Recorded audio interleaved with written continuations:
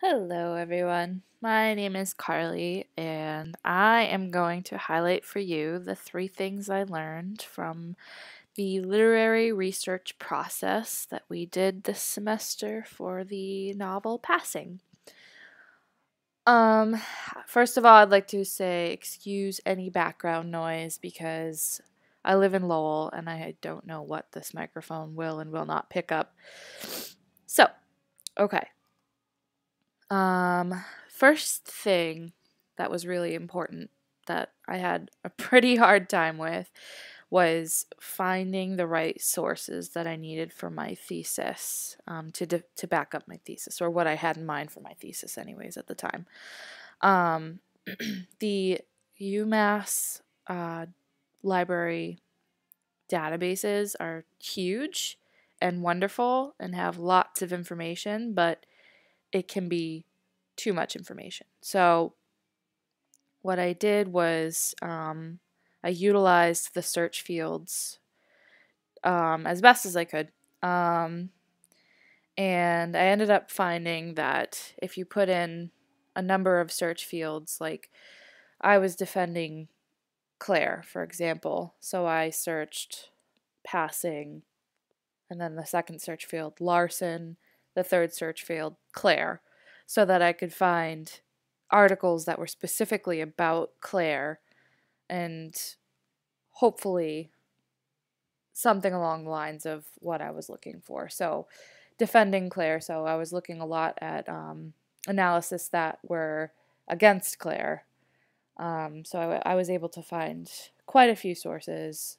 Some weren't related to what I needed, and unfortunately, I learned my lesson the hard way after reading some very long sources that had nothing to do with my thesis, but they were interesting, so there's that. So, lesson I learned here: don't be afraid of the research databases, because after reading those not theses, dissertations, I was a little a little turned off because it's just so much information, but you just have to know what you're looking for.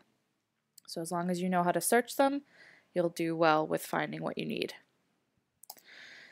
So the next thing that I had trouble with was evaluating the sources that I had. So after, learning my lesson the hard way from the dissertations, when it came down to breaking down the sources that I did have, which were still, 25-page analysis on passing, they were very interesting. However, I find that taking physical notes and physically highlighting a document is a lot more effective for me than doing it electronically.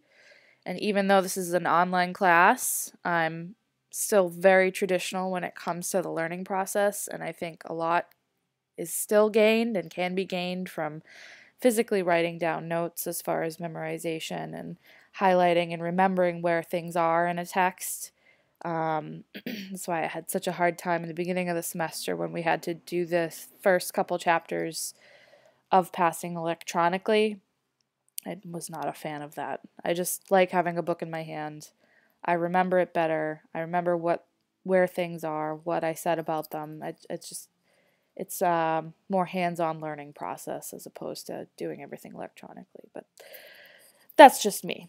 Um, so as far as that goes, it helped me to get familiar with my sources a lot easier and a lot better than just doing it electronically. Um, so as long as you know what you're talking about and as long as you know what you're reading and where you can find the information, it makes the writing process a lot easier as far as integrating the information that you did find in your sources.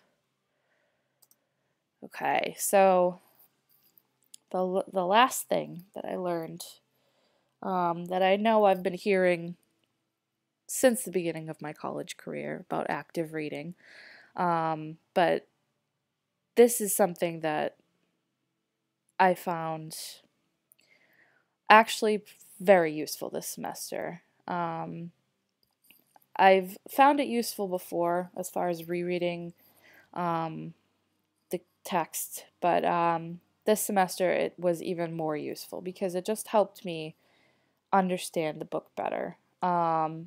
it also really helped having those marginal notes that I had taken earlier in the semester, because I was able to go back and read those and think about what I had found at the beginning of the semester. So, reading, rereading, and rereading were very beneficial to me this semester, and I'm glad that the emphasis has always been placed on it because it really is beneficial.